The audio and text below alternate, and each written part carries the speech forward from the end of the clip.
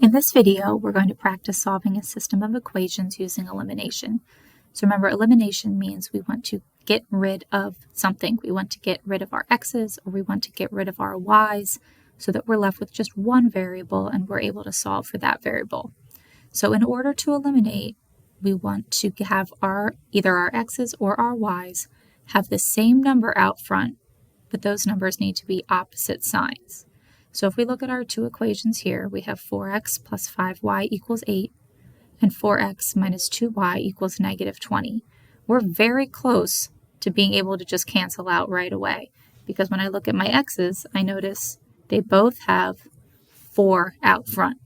The problem that we have, though, is that they are both positive 4. I need one of them to be negative 4. So I have to do some multiplication to change the signs of one of my x's so that I have a positive 4x in one equation and a negative 4x in another equation.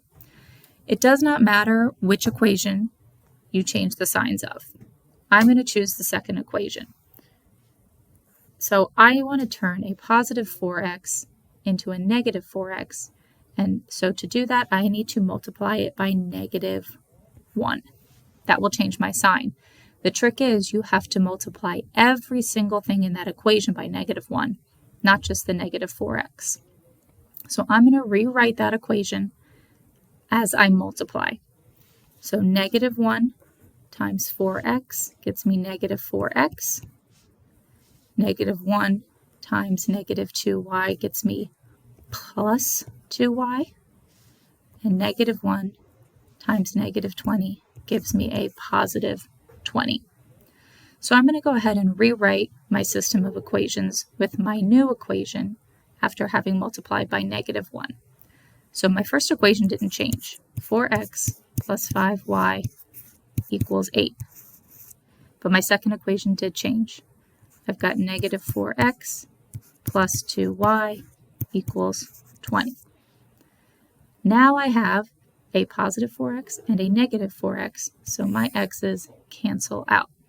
And then I can go ahead and combine the rest of my equation, and I'm now left with only y's. So I have 5y plus 2y, and that gets me 7y. And then 8 plus 20 gets me 28. And then to finish off, I need to get y by itself, so I'm going to divide by 7, because 7 times y, the opposite of multiplication, is division. So I want that 7 to cancel out and go away. I have to do the same thing on both sides. So I have to do 28 divided by 7, and that gets me y equals 4. Now remember, we write our answers to a system of equations as an ordered pair, an x and a y. We just found our y, so I'm going to put 4 in our y spot. But we are not done. Now we have to go ahead and find what x is.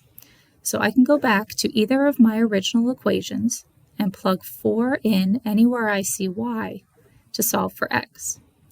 I'm going to use the first of the original equations, but you could also use the second. It doesn't matter, you should get the same answer. So my first original equation was 4x plus 5y equals 8. But now I know that y is 4. So I'm going to rewrite that equation, but wherever I see y, I'm going to put 4. I put that 4 in parentheses to remind me that I need to multiply. So now I can just start doing the math. The 4x doesn't change yet, but I can do 5 times 4. That gets me 20, and it still equals 8. Now I want to get x all by itself. So I'm going to start moving things to the other side. The way I do that is with opposites. So if I am adding 20, the opposite would be to subtract 20. And then I will be left with 4x equals negative 12. I can divide by 4. So my final answer here would be x equals negative 3. Again, we write it as an ordered pair, so I'm going to go ahead and write it as my final answer is negative 3 comma 4, which means x equals negative 3 and y equals 4.